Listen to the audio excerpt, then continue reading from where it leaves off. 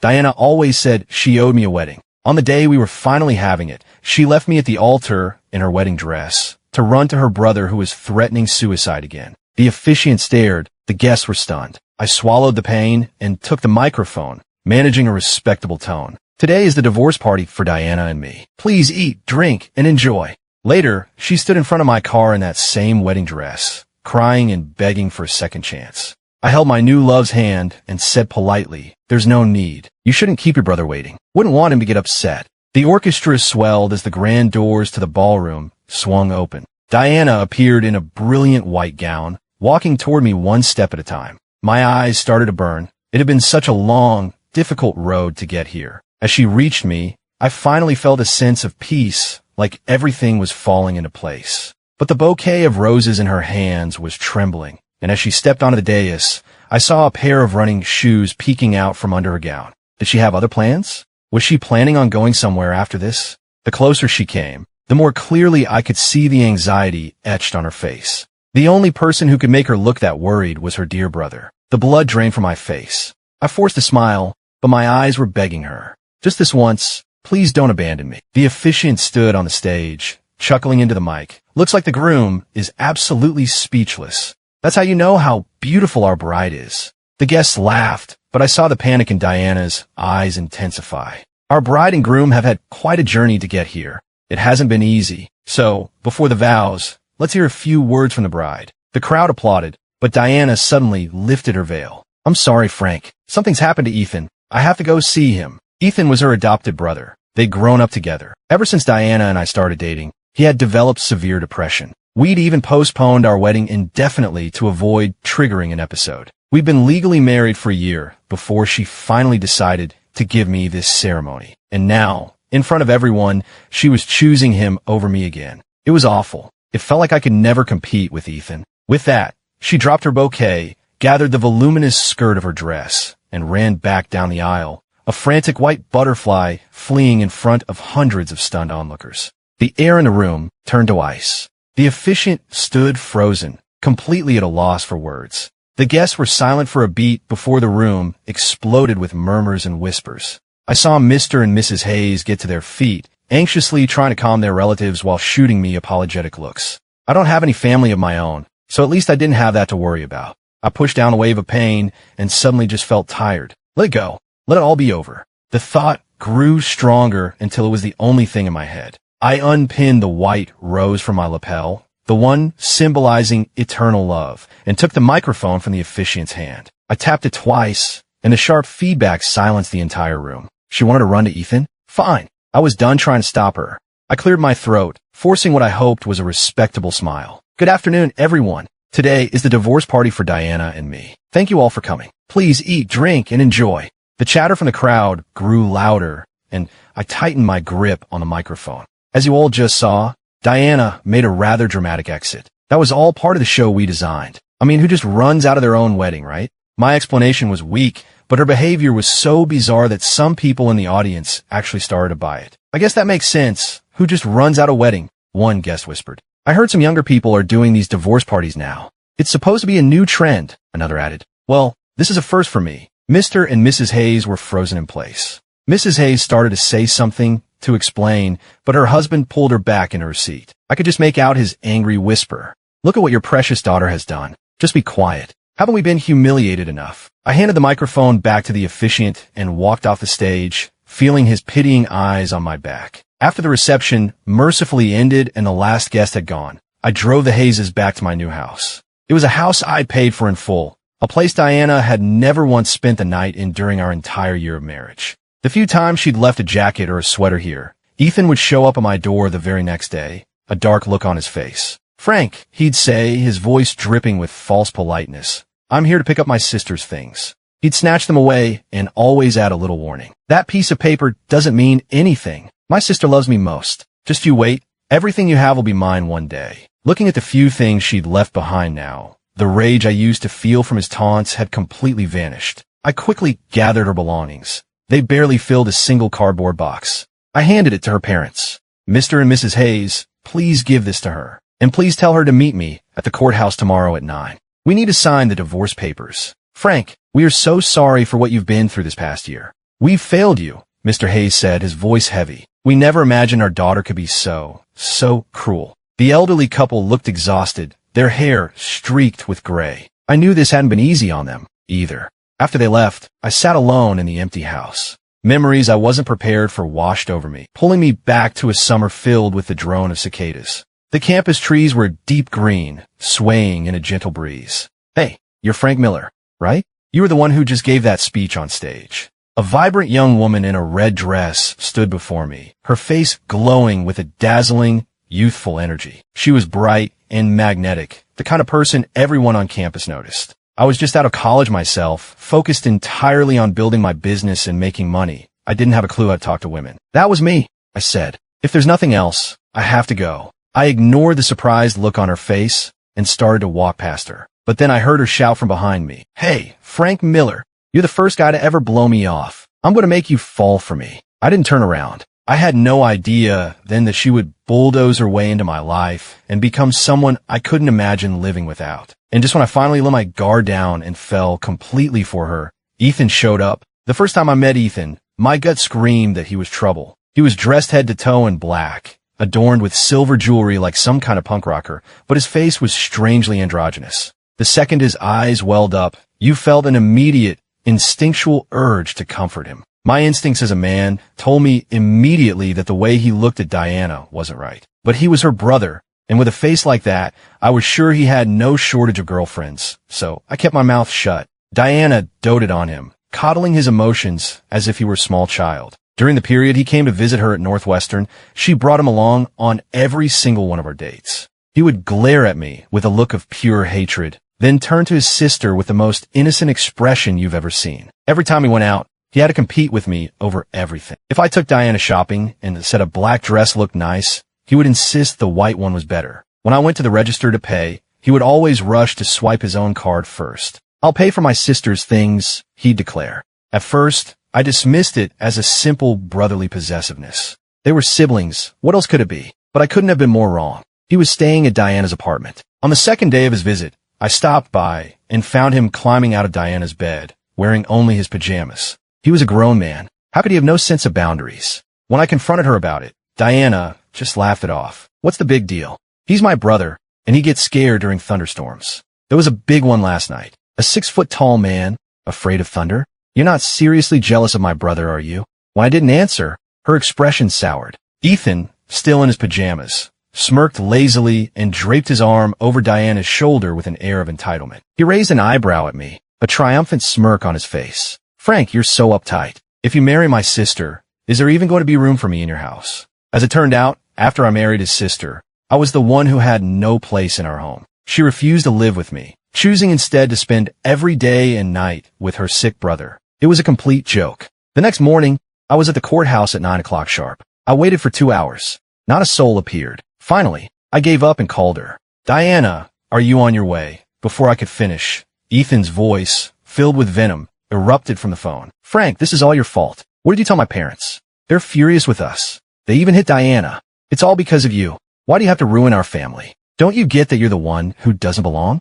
I used to get upset hearing things like that, sad that her brother wouldn't accept me. Then I found out they weren't even blood related. I learned that Ethan, a fully grown man, would come out of the shower with just a towel on and wait for his sister to dry his back. The moment I confronted them about it, Diana just looked at me with disgust. "Frank," she said, "you have such a filthy mind." My pain and frustration were dismissed as jealousy of their close sibling bond. I was so angry I could barely breathe, and Ethan just laughed. "Wow, Frank, you're more emotional than my sister. What's with all the drama?" But now, hearing his accusations, I felt nothing. No anger, no sadness. Those two deserved every bit of their parents' anger. I shot back without mercy. "Your parents are angry because she abandoned her own wedding for you. They're angry because you're in love with your own sister. They're angry because you're a spineless coward who only knows how to manipulate people instead of facing things head on. Your sister is in this mess because of you." Ethan was in love with his sister. If he'd had the guts to be honest and compete with me for her fairly, I might have respected him. But instead, he hid behind their fake sibling relationship, doing things that made all three of us miserable, all while being too cowardly to admit the truth to their parents. He was a hypocrite with no backbone. "Now put her on the phone. I'm divorcing her today. This is what you've always wanted, right?" If you miss this chance, you might not get another one to get rid of me so easily. The line went dead. I knew they would come. Whatever Ethan wanted, all he had to do was shed a few tears, clutch his chest, and whisper about not wanting to live anymore, and Diana would give it to him. I knew this better than anyone, because that's exactly what happened the day we got our marriage license. The day we left the courthouse with our license, Ethan came running up to us, his eyes red from crying, and shoved me aside. He grabbed Diana's hands, acting as if I wasn't even there. "Sister, are you abandoning me now, too? Mom and Dad don't love me. I only have you." I frowned and couldn't stop myself from speaking up. "You're a grown man, a college graduate. Why are you sitting at home whining about who loves you?" Diana shot me a death glare before turning back to Ethan with a gentle smile. She didn't just tolerate his behavior. She seemed to revel in his adoration. "Don't listen to him. I'll always love you, Ethan," she cooed, pulling him into a hug like he was a toddler and planting a familiar kiss on his forehead. "Can I come stay at your place, then? I had a fight with Mom and Dad. They don't want me around." He hung his head, the corners of his eyes tinged with red. A grown man putting on a show of being helpless and pathetic. Sure enough, that very night, just as Diana stepped out of the shower, there was a knock on our door. It was Ethan. I opened the door. He shot me a look that could kill, his eyes scanning me up and down. Seeing that I was fully dressed, he rolled his eyes in disappointment. "Ethan," Diana called from the other room, and his expression instantly shifted back to one of innocent vulnerability. "Sister, I'm scared," he whimpered. "Can you sleep with me tonight?" It was the first night of our marriage, and he was asking to sleep with my wife. It was an insane request, but Diana, unbelievably, said yes. She looked at me without a hint of apology. "Don't read too much into it. I only see him as my little brother. He has depression, and it's been getting worse lately. If I don't stay with him, I'm afraid he'll hurt himself." "He has depression? The guy who looks at me like he wants to murder me whenever her back is turned, he wants to die? It was just a ploy." I was furious. "I think he's faking it," I said, my voice rising. "He's doing this on purpose on our wedding night, and you're actually falling for her." Diana's expression turned to ice. She cut me off sharply. "Frank, do you have any compassion at all? He is sick. He is a patient. You're a grown man. Can you stop being so petty?" It was always the same story. Whether we were dating or married, whenever Ethan was involved, Diana saw him as the patient, which meant he could do no wrong. I wasn't sick, so I was the one who always had to be sacrificed. I told her to go, angry and hurt, and the very next morning, she packed a bag and moved in with Ethan at his apartment. We began our married life by living separately. Looking back, I have no idea how I put up with it for an entire year. I deserve some kind of award for my patience. I waited another hour. By then it was noon, and the courthouse staff was leaving for lunch. I sent a text telling them to meet me at 2 o'clock, then found a small diner to grab a bite. I hadn't eaten in a place like that in years. As an orphan, I've always had a sense of urgency about money. I started hustling my freshman year of college. It was right at the beginning of the social media boom, so I found a few attractive underclassmen on campus, bought a used camera, and started making a decent income from ad revenue just by churning out content. Later, that grew into a small studio where I signed a few amateur influencers. The studio kept expanding until it became a proper company. By any standard, I was a success story, but my personal life was a disaster. I suddenly remembered how Diana used to fight with me about my work. She was convinced that every female influencer I signed was trying to seduce me, when in reality, we were all just there to make money. These women streamed for 9 hours a day, and I took a huge cut of their earnings. I was lucky they weren't throwing things at me, let alone trying to get into my pants. When we were together, she would drop by my office unannounced all the time. If she saw any streamer standing too close to me on camera, she'd march into the studio and give them a warning. Eventually, every woman at my company avoided me like the plague. Thinking back on it now, it was almost comical. I was first drawn to her because she was so bright and bold. She declared she would win me over and then proceeded to chase me for 3 months straight. When you're in love, you see the world through rose-colored glasses. Everything she did seemed charming and refreshingly honest. I don't feel that way anymore. Now, I just think that both she and her brother are incredibly childish. I ordered a lunch special, and I was halfway through it when my phone rang. It was Diana. The second I answered, her impatient voice flooded the line. "Frank, it was just a wedding ceremony. I don't know why you're making such a big deal out of this. You want a divorce? Fine. We're here. Get over here now." She hung up before I could say a single word. Her tone was as arrogant as ever, as if she was absolutely certain I couldn't live without her. But nobody is indispensable. I walked out of the diner. The sky was clear and the air was crisp. A perfect day for a divorce. You got here fast. You must really want this divorce, she said, her voice sharp and sarcastic. Let me tell you something, Frank. Once this is done, don't come crawling back to me because I won't take you back. I couldn't help but fire back. Weren't you the one who always said your brother understands you better than I do? That he's more considerate and kind? You should be thrilled. Now no one will get in the way of you and your precious brother. You two can finally keep each other company all night long. A few people walking by stared at us, their eyes wide. Diana hissed at me to shut up. As I turned and walked toward the clerk's window, I saw a flash of panic in her eyes. She reached out to grab my arm, but Ethan caught her hand before she could touch me. Sister, look at him. He's so suspicious, and he's humiliating us in public, Ethan said. He doesn't trust you at all. He's just trying to threaten us into giving in. I stood on the steps of the courthouse, watching them. For the first time, Diana wasn't hanging on her brother's every word. Instead, she was looking at me, her lips parted as if she wanted to say something,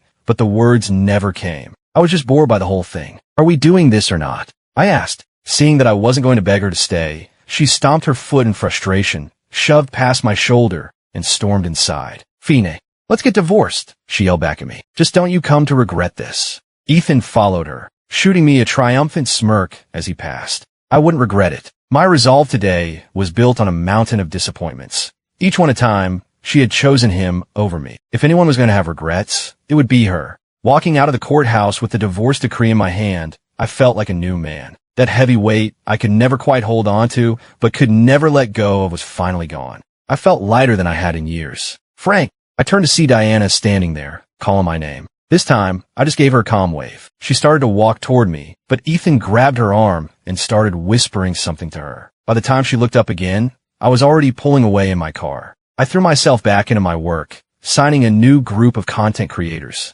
My previous assistant had gone on maternity leave, so I interviewed for a replacement. Her name was Chloe Clark. She was an Ivy League graduate who had worked at a major tech firm, and her skills were exceptional. She had a quiet, steady presence that was incredibly reliable. I had to attend a corporate dinner to discuss a partnership, and since I needed a plus one, I had her come along, expensing a new dress for her. In her evening gown, Chloe radiated a quiet, intellectual beauty, a stark contrast to Diana's loud, flamboyant style. She linked her arm through mine and whispered, I hope this is okay. I glanced over and saw the tips of her ears were bright red, and it made me smile. Across the dinner table, our potential partner, Leo Thompson, kept glancing between us. When Chloe excused herself to use the restroom, he leaned in. So, are you really done with what's her name? I nodded. He slapped his thigh in relief. Thank God that's over, he said. That ex of yours was a real piece of work. This one seems nice and quiet. I like her. Easy there, I laughed. She's my assistant. Assistants are the best way to start, he winked. You're not getting any younger, Frank, and she wasted enough of your time.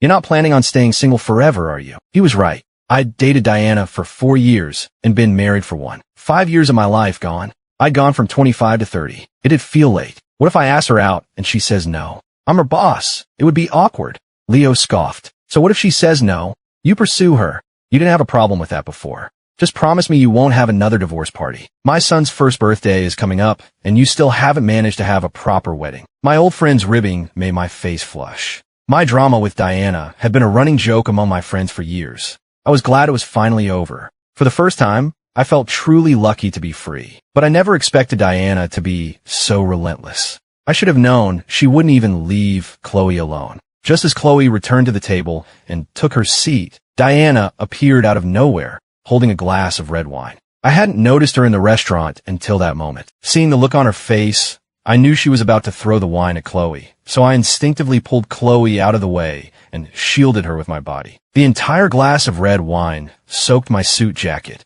I turned to face Diana, who stared in shock for a second before screeching, Frank, who is this? Tell me who she is. We had one fight, and you're already cheating on me? How could you? Ethan came running over from across the room and, out of habit, reached for his sister's hand. But this time, she violently shook him off. I checked that Chloe was okay before turning my attention back to them. Miss Hayes, we are divorced, I said calmly. Who I'm with is none of your business. I glanced at Ethan, who was watching with a dark expression, and added with a smirk, besides, your brother is right there. Shouldn't you be paying attention to him? A flicker of a smile crossed Diana's face. She actually thought I was still jealous. Frank, if it bothers you that much, I'll stop spending so much time with Ethan. Just stop being angry, and please, stop seeing these other women. Her voice turned into a resentful whine. but I didn't believe a single word she said. She'd made that same promise 100 times, and every single time, she had chosen Ethan without a moment's hesitation.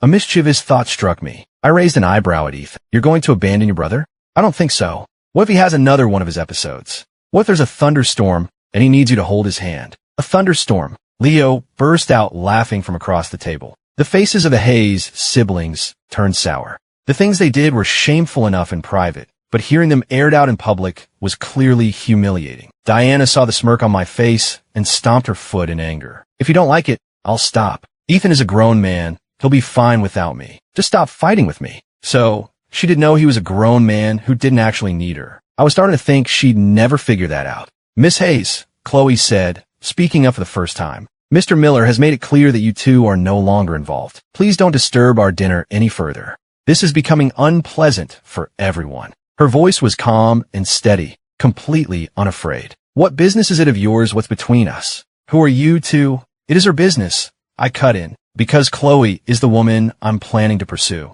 So yes, it has everything to do with her. Diana's composure finally shattered. She lunged forward to grab me, but Ethan caught her and pulled her into a hug. Sister, stop it, he pleaded. He doesn't love you. Look, he's already found someone new. He doesn't love you. Let's just go. No, he does love me, Diana shrieked, shoving Ethan so hard he stumbled and fell to the floor. This is all your fault. He's only angry because you made me leave the wedding. Get out of here. Frank doesn't want to see you. My fault. Ethan shot back, getting to his feet. Sister, you chose to come to me that day. You made it perfectly clear who you care about more. The scene devolved into a bitter argument between the two of them. That was a new one. When we were married, I could beg and plead, and she would never say a single harsh word to Ethan. Now that we were divorced, they were at each other's throats. A waiter came over to try and calm him down. Seeing that our dinner was officially ruined, Leo and I exchanged a look, and I quietly escorted Chloe out of the restaurant while the two siblings continued to scream at each other. The moment we got in the car, I started apologizing. I'm so sorry, Chloe. I had no idea she would be there. I never meant for you to get caught up in that. And about what I said, about pursuing you, please don't feel pressured. But I want to take it seriously, she said softly. Her words stunned me into silence. What did she mean? You should, think about it, I stammered. I've been married before.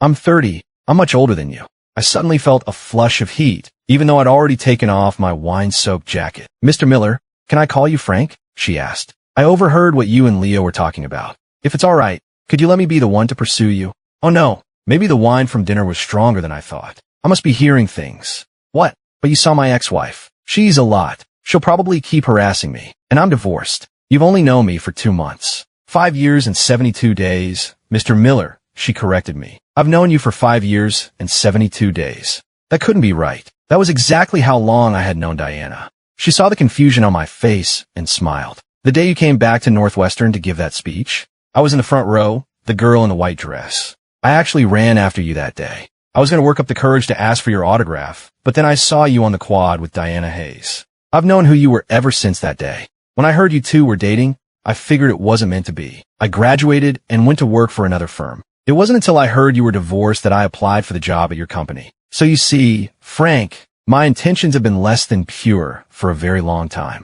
It wasn't summer, but I could have sworn I heard the sound of cicadas. It turned out that for all those years, I felt abandoned. Someone had been quietly choosing me, watching over me from afar. My heart hammered in my chest. It felt like the beginning of a second summer. From that day on, I officially began to court Chloe. We kept things professional at the office, but after work, we'd go on dates all over Chicago. She had a simple, almost childlike joy and was so easy to please. It was nothing like being with Diana. To get Diana to even have dinner with me, I'd have to buy her jewelry or a designer bag, and I always had to bring a gift for Ethan too. Chloe didn't care about any of that. Her favorite thing was for us to go grocery shopping together, pushing the cart down the aisles, then coming back to my place so she could cook for me. My empty house was suddenly filled with the warmth and smells of a real home. Watching her chop vegetables, I realized that a home isn't a place, it's something you build together. It was warm and beautiful. Suddenly, the doorbell rang. It was raining outside. I wasn't expecting anyone.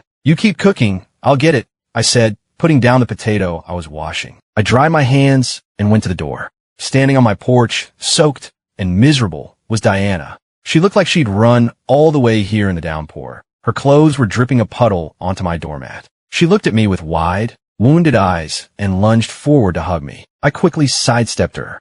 I wasn't about to let her ruin the best thing that had happened to me in years. She missed me and stumbled, falling to the floor in a heap. "Frank," she cried, "I'm a mess, and you're still going to be mad at me?" I frowned, annoyed that the new welcome mat Chloe and I had picked out together was now completely soaked. "We're not together anymore, Diana. I have no reason to be angry with you. If you don't need anything, you should go." "Frank," she cried, grabbing the leg of my pants. The cold dampness from her clothes seeped through. "I haven't called you, and you haven't called me in 2 months. Are you really okay with us being over?" I looked at her, confused. This was the woman who couldn't stand to be away from her brother for a single day. Why was she here now? "Miss Hayes." Chloe's voice came from behind me. She was standing there, looking at the scene with a bewildered expression. I instantly shook her hand off my leg and rushed to explain to Chloe. "She just showed up. I didn't invite her. I had finally found someone wonderful, and now Diana was here to ruin it." "You again," Diana snarled, scrambling to her feet. "What are you doing here?"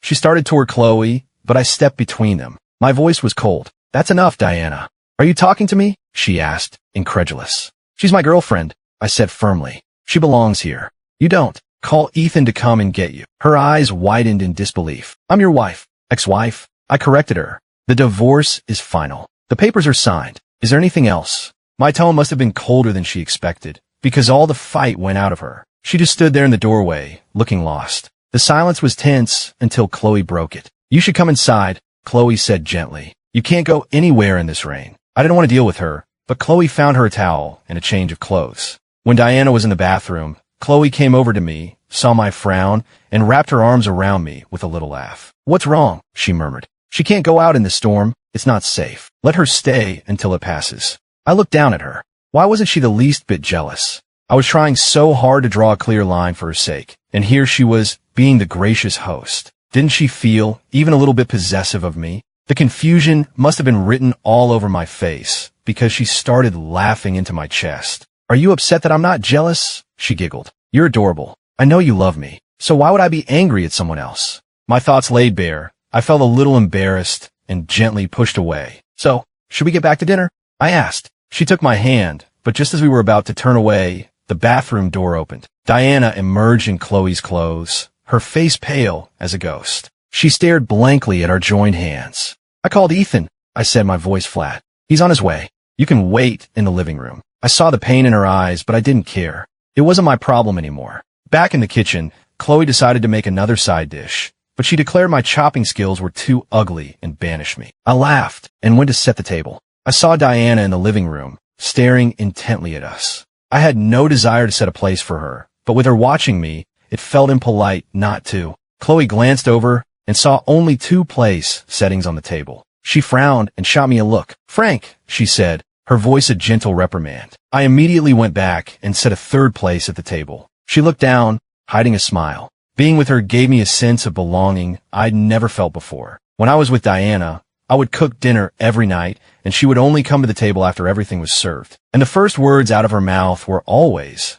without fail, about Ethan. She had never cooked a meal for me, never even stepped foot in the kitchen. We never had quiet, domestic moments like this. She clearly realized it too. When she sat down at the table, she still looked completely dazed. "Have some," Chloe offered. "Frank and I aren't the best cooks, but hopefully it's edible." I shot Chloe a look of mock offense. "Nonsense. Our cooking was fantastic." She gave me a playful glare back, telling me to tone it down. The doorbell rang. "That must be Ethan," I said. With a scrape of her chair, Diana shot up from the table. She practically ran to the door as if she were escaping. By the time I reached the doorway, Ethan was already pulling her into the elevator down the hall. So rude. Both of them. About a week later, the engagement ring I'd ordered arrived. I was nervous about the proposal and couldn't come up with the right plan. I spent hours brainstorming with my friends, but they just made fun of me for being so timid about it. Of course I was timid. What if I messed it up and lost the most wonderful woman I'd ever met? Then one day, during a meeting, I realized I'd forgotten a file and asked Chloe to grab it from my desk drawer. 2 minutes after she left the room, it hit me. The ring was in that drawer. By the time I rushed to my office, Chloe was standing there, holding the open ring box with a look of utter confusion. I had planned to do it the next day. I didn't even have flowers. I shot a panicked look at a few employees behind me who were already in on the plan. They caught my eye, and immediately someone started playing music and the others began to cheer. They were quick on the uptake. I hurried over, took the ring box from her hand as she stared at me, and dropped to one knee. "Chloe Clark," I said, my voice shaking slightly. "Will you marry me?" My breath was short, and my heart was pounding. For years, she had quietly walked 99 steps toward me. It was my turn to take the final one. I saw the disbelief and pure joy in her eyes as they filled with tears. She nodded. I slid the ring onto her finger and immediately posted the news on Facebook. My friends flooded my phone with congratulations, all of them telling me to get married quickly before my ex had a chance to cause more trouble. I agreed completely. After talking it over with Chloe, we flew to her hometown in Wisconsin that same day to meet her parents. They knew I was divorced and older than their daughter and had always been a bit cool on the phone. But once they met me in person, they warmed up immediately. As I walked past the kitchen, I overheard her mom telling Chloe, "You little liar, there's no way he's 30. He looks 27, tops." "Mom, I'm not lying," Chloe protested. I breathed a silent sigh of relief and thanked my gym membership. The wedding planning went perfectly. We planned every single detail together, from the venue and the dress down to the party favors. On the morning of the wedding, my groomsmen and I left early to go pick up the bride from her hotel. Halfway there, a woman in a full wedding gown suddenly stepped out into the middle of the road, right in front of our limo. The driver slammed on the brakes, jolting all of us. I jumped out of the car and saw that it was Diana. Frank, I was wrong. I'll never choose Ethan over you again. Can we please get married? Please." A sharp pain shot through my head. She hadn't shown her face in weeks, and she chose today, of all days, to pull a stunt like this. "Stop it, Diana.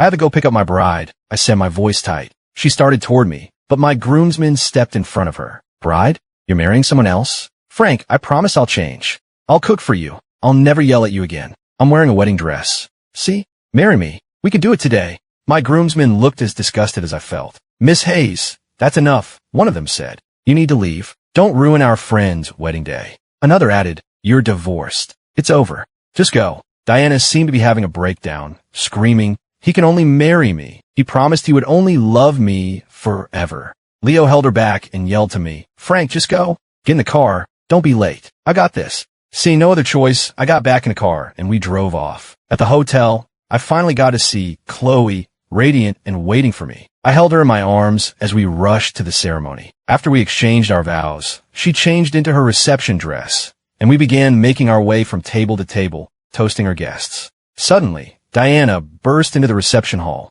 still in her wedding dress. Her eyes scanned the room until they landed on us. She started walking toward our table, and I immediately moved to stand in front of Chloe. "Frank, are you really marrying her?" she demanded. Whispers erupted around us, and my face hardened. I didn't understand how she always managed to humiliate me so effortlessly. She didn't love me, and I had let her go. Why couldn't she do the same? I was about to say something cruel, but I felt a gentle tug on my arm. I looked back at Chloe, who gave me a look that said, "Don't. Frank, can't we start over?" she pleaded, tears streaming down her face. "I regret everything. I really do. I don't love Ethan. I never did. He locked me in his apartment. That's why I couldn't come to you sooner. Please, can we just start over?"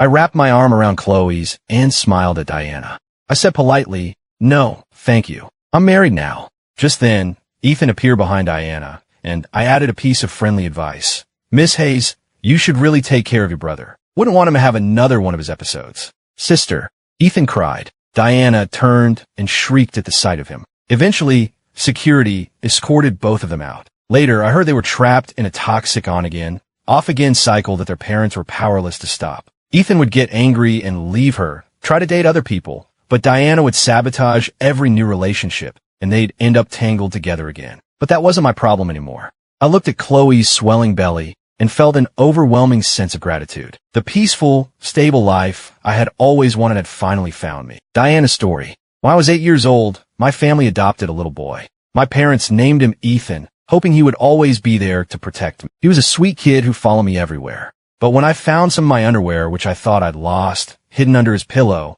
I felt a deep sense of fear for the first time. That's why I chose a college so far from home. In my junior year, I met a successful older student named Frank Miller. My whole life, people had told me I was beautiful, and I was confident in my looks. To get back at Frank for being so dismissive when we first met, I decided I would be the one to pursue him. My original plan was to win him over and then dump him, but somewhere along the way, I can't deny that I started to fall for him. He'd never been in a serious relationship before, but he treated me exceptionally well. He gave me everything I wanted: designer bags, expensive jewelry, romantic dinners, and surprise getaways, all without a single complaint. I truly wanted to marry him back then. But then Ethan came to visit. He stayed with me, acting as my little brother, and would occasionally make small complaints about Frank. I didn't think much of it first, but he kept doing it, and eventually his words started to get to me. And Frank started fighting with me all the time because of Ethan. I didn't understand it. Ethan was my brother. What was so wrong with me buying him clothes or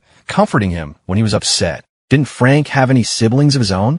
It felt completely unreasonable. It was just like Ethan said. Deep down, Frank probably didn't trust me or even love me that much. Otherwise, how could he be so suspicious? The tension between us grew, but we got married anyway. Right before the wedding, Ethan's depression got much worse. He was constantly threatening suicide. To avoid upsetting him, we skipped the ceremony. On our wedding night, I was so afraid he would do something that I went to stay with him. I just didn't get it. Ethan was sick. Why did Frank always have to pick a fight with a sick person? We grew colder and more distant. I wanted to make things right with him, so I suggested we finally have our wedding ceremony. But right before the ceremony, I got a text from Ethan. It said, "Sister, if you don't come this time, I'm really going to kill myself." It was just a party. How could that be more important than someone's life? So I went to him. And in that moment, the moment I walked out, my Frank gave up on me. Later, when he was getting married again, I went to him in my wedding dress, truly and sincerely wanting to start over. This time, I promised myself I wouldn't believe Ethan's lies anymore.